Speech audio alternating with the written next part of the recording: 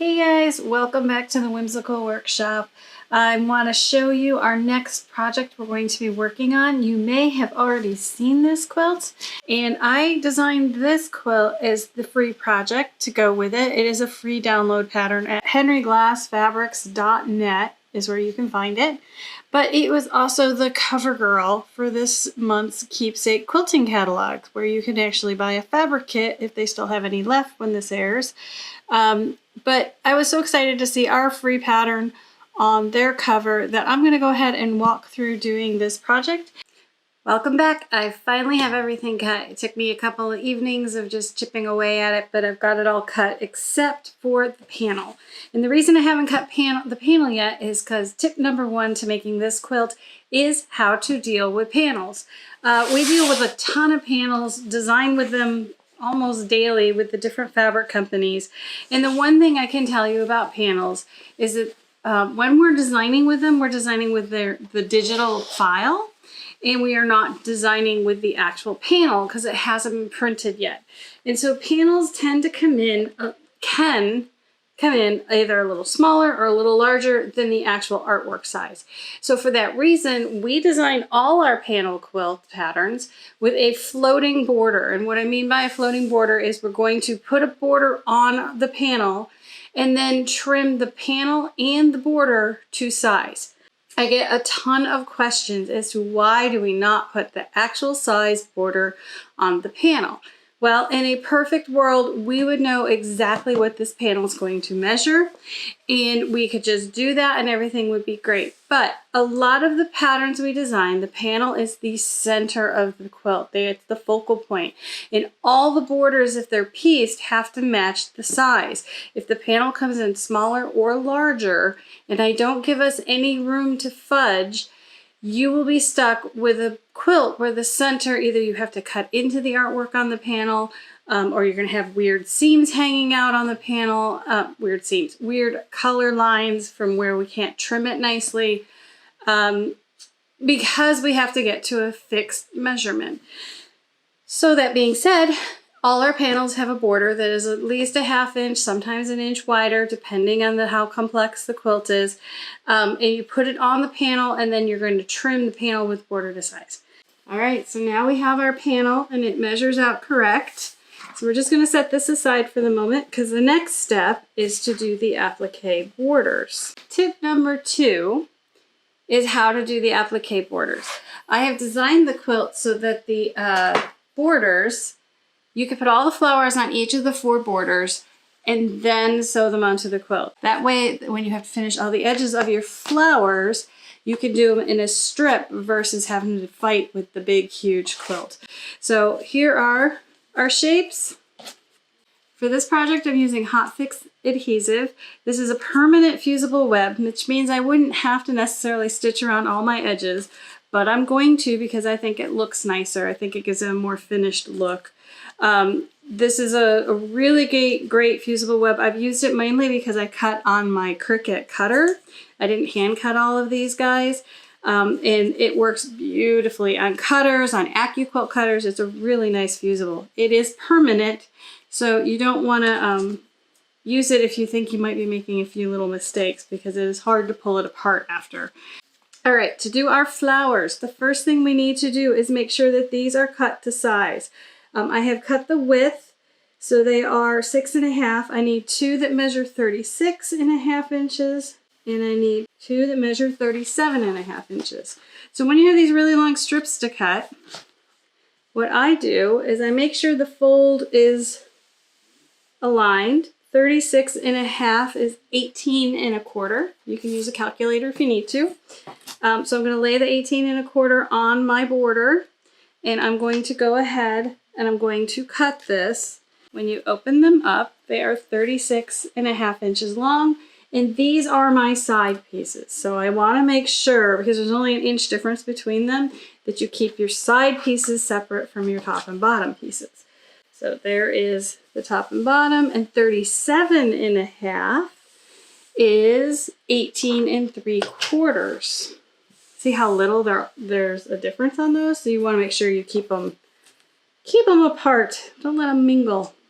When I go to do this, if you can recall the quilts, there are all these flowers, and each flower is made up of 8 petals and 1 center. And then you have all your stems, they look the same.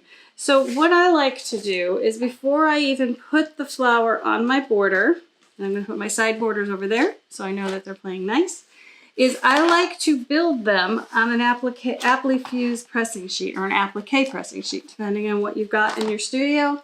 So I've got my handy dandy one here. Here's another tip. I like to roll it up and clip it with 2 Wonder Clips to keep it from unrolling. And that's how I store my pressing sheet. Hopefully you're working on a bigger ironing board than I am, but I'm doing this under the camera, so I want to make sure you guys can see it. So the first thing we have to do is remove all of the paper on our petals. And I'm not going to make you guys watch while I do this, but here is my tip for scoring the back. There we go. You just scratch and peel.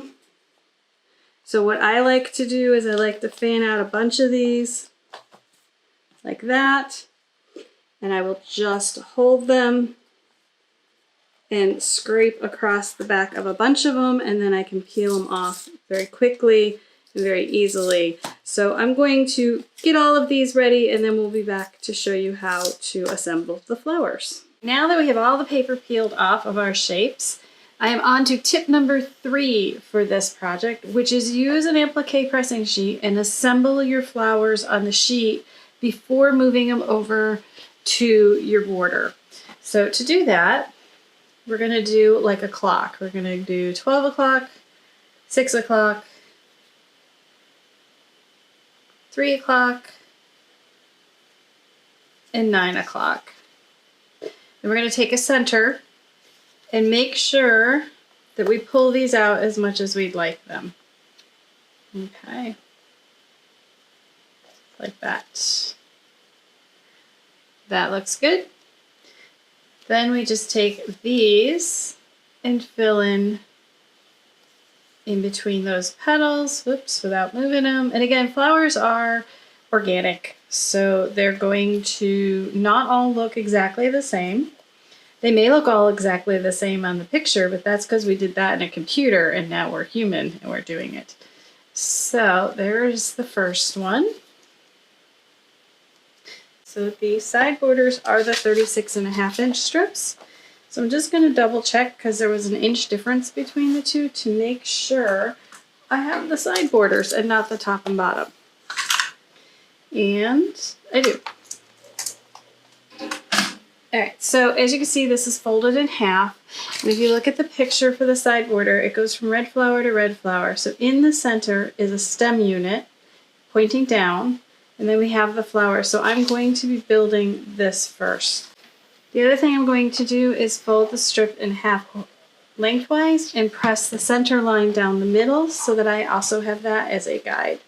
So I'll have a center line in both directions, and that will help me position the flowers and the stems much easier. So that is tip number 4. Make sure to give yourself guidelines to press and position your applique onto your pieces.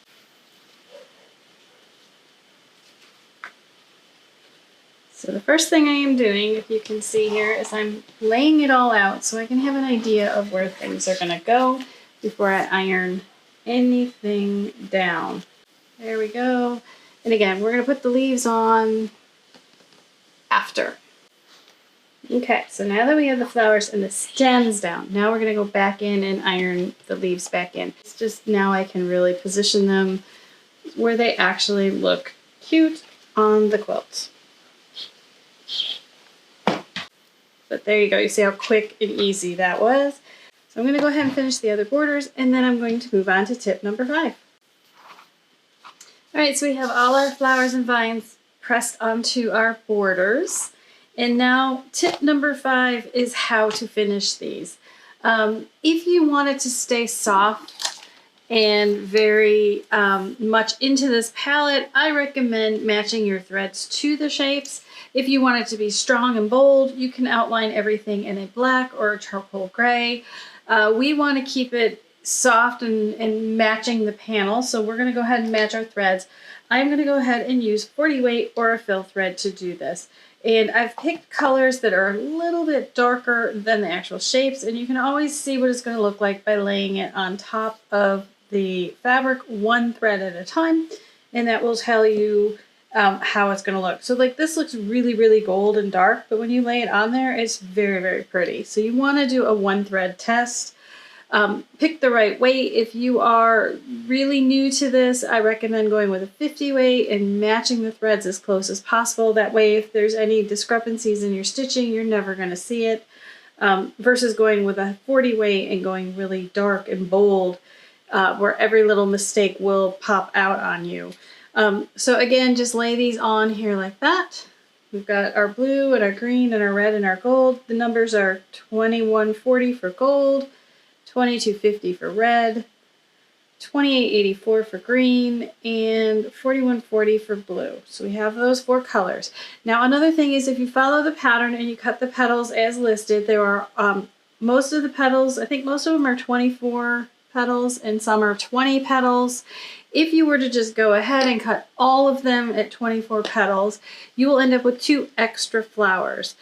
Again, if you're not comfortable finishing your edges on this piece, you can take these 2 extra flowers, iron them on iron them on a scrap of fabric, and you have 2 practice pieces to warm up on before you stitch your flowers. Now to stitch these, I'm going to use a blanket stitch around the edges. I'm going to link a video below because we do this stitch a lot, and I've got some really good videos on showing you how to blanket stitch, and if you wanted to machine embroider some vines in here, that's in that video I'm linking below in the comments. And if you're not on a computer, you can certainly just watch some more of my videos. It's the A Present from Penny block that I'm going to reference. So that's tip number 5, is to pick the right threads for the job and make sure that you have a practice piece if you need it. And the bonus tip is to go slow, just slow and steady, and you will be so surprised. And if you do make, if you're stitching along and you do sort of jag out a little, I recommend not fixing that until the whole piece is stitched and then go back and see if it's really going to bother you. Because a lot of times when you're looking at something like this, it looks like a huge mistake. But when you look at the whole picture, you can't even find the mistake. So do look at that. And then one more bonus tip is if you do have to rip any blanket stitching or edging stitching out, rip it from the wrong side of the piece, not the right side. You would just take your seam ripper along the threads that would show up back here, break the threads, and then peel it away, clean away the threads. If you do it from this side, you will fray your edges. So those are all the tips for putting together the Gnome is Where Your Garden Grows. I'm going to go ahead and get the top finished, and I'll show it to you at the end. And I might have another 1 or 2 bonus tips at that point. So I'll be back. Oh, one more bonus tip. See, I didn't even walk away. When you go to stitch these, it is really handy just to roll this up so you see just this flower and you can maneuver it under your machine. And then as you stitch that one up, unroll and roll and unroll and roll. And then you're just still dealing with a much smaller piece than these really long tails. So that's one more tip for you.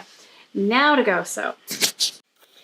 Here is the quilt all finished with the flowers and borders added. Yep, I am up on a step stool trying to video this for you before we get it off to the quilter. If you want to see it finished and hanging beautifully when it's done, you can follow me over at Instagram at whimsicalworkshop.com. Again, this quilt is called Gnome is Where Your Garden Grows. It is a free pattern over on henryglassfabrics.net. The collection was designed by Shelley Kaminsky. We love her sweet, sweet gnomes. And if they still have them, there were some fabric kits available for this over at Keepsake Quilting. So I hope you've enjoyed the video. I hope you've enjoyed the 5 tips on how to make this guide. And if you have, make sure you like and subscribe. Thanks for watching.